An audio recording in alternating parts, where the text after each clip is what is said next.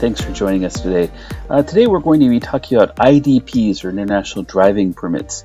An IDP allows you to drive in a foreign country on your home country license, and today's presentation will mostly be focusing on driving in Japan using an international driver's permit.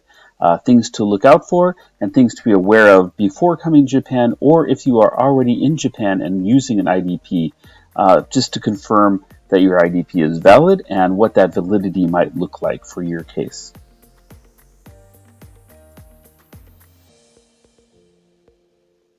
Okay, I'd like to start to tell you a little bit about ourselves. We are Link Japan Careers. We're part of the larger Lincoln Motivation Group. So the Lincoln Motivation Group is Japan's leading HR consulting and recruiting organization. There are lots of companies within the Lincoln Motivation Group. LJC in particular focuses on working with the international professional community. In particularly, we work with our sister company, Interact, with sourcing and processing applicants to their ALT positions all across the country. Okay, I'd like to also introduce myself and a team member that you'll be hearing from today. I'm there on the left. My name is Gordon Hayward. I'm one of the recruiting consultants with Link Japan Careers. I'm originally from the United States, and I've been in Japan around 24 years. I've had various careers here in Japan. I started out back when I was in university working in Juku. I've also worked as an Eikaiwa teacher. I've been in ALT. I've worked in management and HR. As part of our sister company Interact, and now I'm currently working as a recruiter, working with the domestic market through LJC. My teammate will also be joining us today. Her name is Tomoe Noguchi. Tomoe-san is from Japan. She spent some time in the U.S., around 4 years when she was in high school, and she is also currently working as a recruiter with Link Japan Careers, primarily working with applicants to ALT positions for Interact.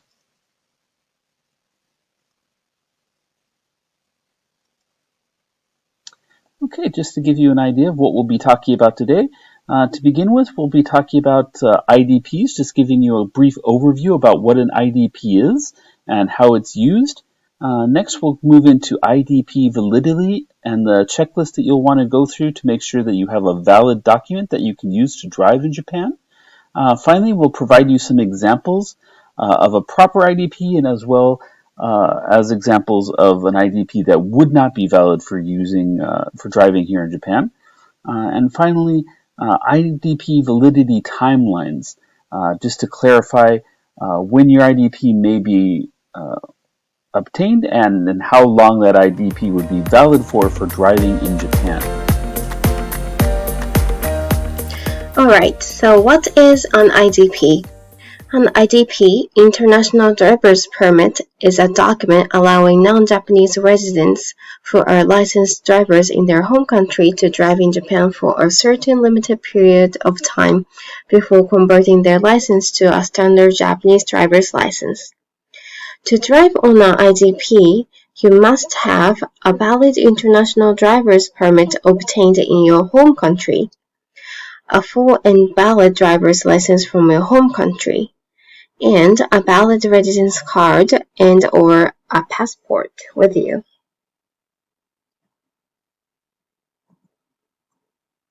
So to check the IDP validity, there are several things that you need to check. First, you have to have a full driver's license from your home country. It cannot be a provisionally licensed nor learner's permit. IDP must be covered by Geneva Convention on Road Traffic of September 19, 1949. Some countries are covered by Vienna Convention of Road Traffic of November 8, 1968, but this is not valid in Japan, so please make sure to obtain the IDP under Geneva Convention on Road Traffic. And please make sure your IDP was acquired through recognized organization in your home country. IDPs can be bought over the internet, and it really looks like the official one, but it's not. Please make sure to obtain it from the official organization.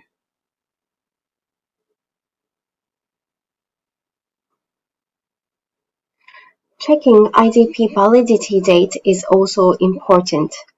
IDP is still only valid for a year, so when you apply for IDP, you might want to request the activation date aligned to your arrival date to Japan. And check when was the IDP obtained. So if you have been residing in Japan for more than 1 year and you obtain an IDP on a trip home, it will likely to be considered invalid, so please be aware of that. And can you supply proof of residence in your home country for a minimum of 3 months after obtaining your first full license? So this proof of residence, which can be proved by transcripts, letters from employers, utility bills, and such, will be required to change an IDP to a Japanese license in the future, so make sure to have it with you when you're arriving to Japan. And lastly, please check if the IDP been processed correctly. So the IDP must be stamped in the section showing the classes of vehicle you are licensed to drive, be signed and dated by the issuing authority, and be signed by you, the IDP holder. So next, Gordon will show you what IDP looks like.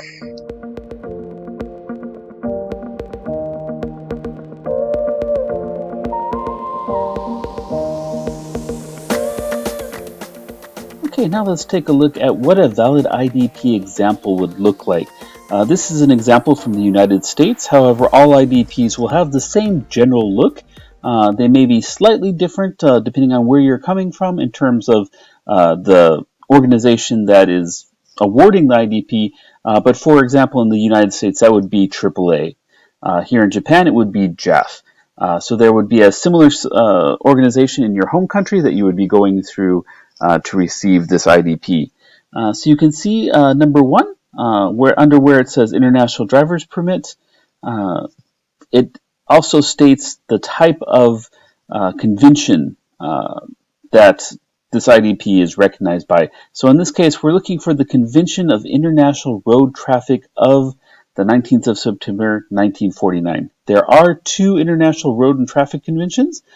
There's only one that is recognized by Japan, and that would be this one here, the Convention on International Road Traffic of the 19th of September, 1949.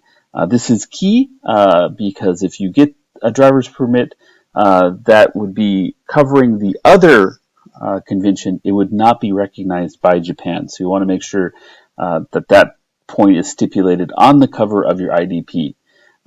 Number 3 here, you'll see that they have the date of issue. This is the date that your IDP will be valid from. It will be valid for 1 year from that date. We'll cover this a little bit later, but this date is very important. Just below that, number 4, is the official seal of the issuing authority. As I mentioned, there will be an authority within your home country that is given permission to issue an international driver's permit. You'll want to make sure that you go through that official body to receive your IDP. Okay, moving to the next slide. If you open this up, it will come in a booklet form, usually with a gray cover. And within your IDP, within that booklet, it'll look something a little like this. So number 5, those are the classes of vehicles that a person would be able to drive under an IDP, and that's based on what their license is allowing them to drive in their home country. There will be a stamp over the class of vehicle that the person is licensed to drive. And then number 6, this box will contain all of the driver's personal information. This includes their last name, their first name, their place of birth, their date of birth, their permanent address in their home country, and the expiration date of their driver's license and the driver's permit. Okay. And then number 7, just below all that personal information, would be a photo of the driver. So in order to drive with this valid IDP, you would have to have both your IDP and your home license in addition to your passport and or residence card. So you would need to have 3 documents on you at all times when operating a vehicle to legally drive in Japan. So as I said, this is an example from the United States, but all international driver's permits will generally have the same appearance. You're looking for a booklet, typically with a gray cover, and it should have these points highlighted. You want to make sure that it's, of course, dated. You want to make sure that it's signed, and you want to make sure that it has your photo, it has all those official stamps. Any of those elements that are missing could cause issues later down the line and could invalidate your IDP once you arrive in Japan. In particular, you want to have those real stamps signed in real ink, those sort of things. Those are the things that the authorities here in Japan will be looking for.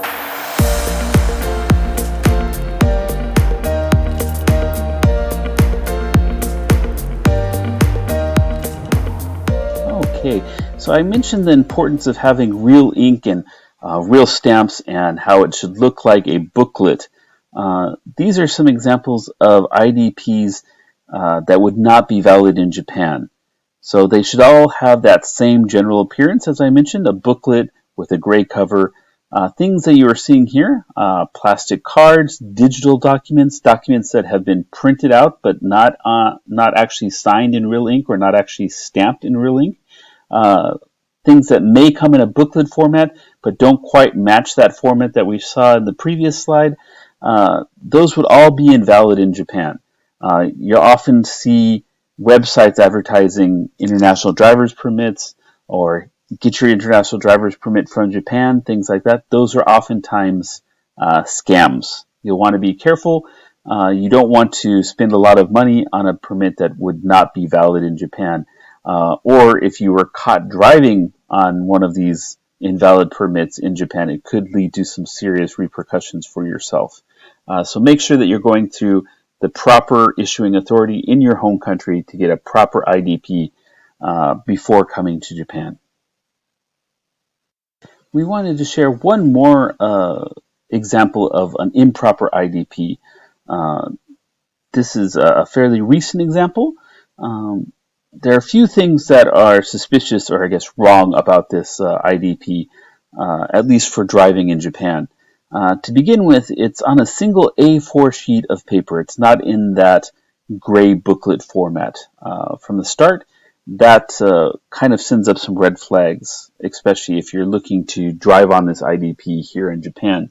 Next, it's a little bit small to see here, but it says International Convention of Road Traffic of the 19th of September, 1949.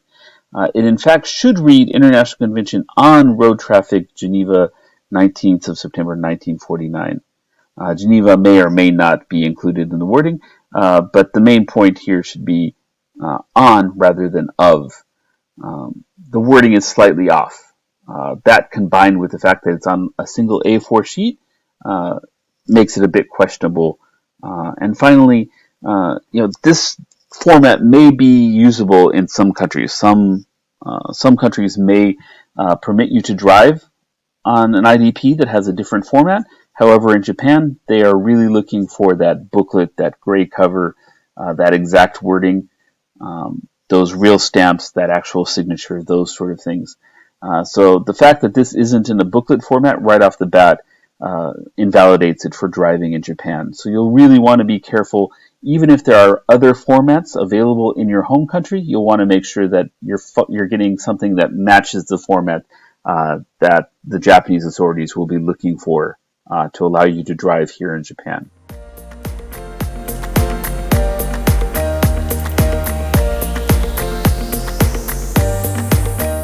Okay, now we'd like to turn our attention to IDP validity and some timelines. The first one is probably the most common scenario that you'll encounter. This would be someone who's coming to Japan maybe for the first time, and they're planning to drive on an IDP once they arrive in Japan. In this case, say the person will be arriving in Japan, say February 1st. Okay, so just for argument's sake, that means that maybe a month out, they've gone and had that IDP issued. Say that IDP was issued on January 1st. Okay, so the IDP starts being valid from January 1st, even if the person is not actively driving on that IDP or using that IDP to drive in Japan. It starts on January 1st. Therefore, when they arrive in Japan on February 1st, their IDP has already been valid for 1 month, and it will be valid for an additional 11 months, for a total of 1 year. So although they are arriving in Japan on February 1st, their IDP would still expire the following year on January 1st. So although they will be 1 year, they will be short of 1 full year in Japan, their IDP is actually only valid for that 11-month period because it will have started from the date that it was issued in their home country. Okay, this is the second timeline showing validity of an IDP. This case is a little bit different. So this is for someone who has entered Japan once. They leave Japan, say on vacation, they go back to their home country, and they're back in their home country for less than 3 months. During that time, they decide to obtain an IDP, and then they return to Japan. Because they were out of the country for less than 3 months, their IDP is valid, but it will not be valid for driving in Japan. In order for them to have an IDP that would be valid for driving in Japan, they will have to have been out of Japan for at least 3 months. So while you can do that, you can go back to your home country, you can obtain an IDP while on summer vacation or winter vacation. That IDP wouldn't be valid for driving in Japan. It may be valid if you wanted to take subsequent vacations to, say, Korea or another country, and you wanted to be able to drive in that third country, but it would not be valid for driving here in Japan because they were not out of the country for more than 3 months and they were still an active resident in Japan during that time. And this is the third IDP validity timeline that we wanted to share. This is probably the least common circumstance, but it may apply to some of our viewers today. In this case, the person has entered Japan. Then after some time, they leave Japan with the intent of staying in their home country or staying outside of Japan for at least 3 months. Maybe they're taking care of some family business or a sick loved one overseas. During that period of more than 3 months, they decide to obtain an IDP. Just like in the very first example, that IDP will be issued and valid for 1 year from the date of issue. When that person returns to Japan, they will be able to drive on that IDP for the remainder of that year from the date of issue. Okay, so even though the IDP is valid for a year, it will only be valid for 1 year from the date of issue, not 1 year from the date of re-entering Japan. This is key. The key point here is you'll have to be away from Japan at least 3 full months to obtain an IDP overseas and then return to Japan and be able to drive on that IDP. You won't be able to go back to your home country for a short visit, maybe a week or 2 weeks, obtain an IDP, then return to Japan and drive on that IDP. It has to be, you have to be out of the country for at least 3 months and be able to show that you were out of the country for at least 3 months through stamps in your passport or bills that you received while overseas, something like that. This can be very tricky and can be contested by the authorities if, for example, you were stopped in a traffic stop and it appears that you had not been overseas for that 3 months. So it is a little bit tricky and it can be difficult to provide the documentation to back up the claim that you were overseas for at least 3 months when that IDP was received. So it is something that you would want to consider because there are a lot of logistics around taking this option.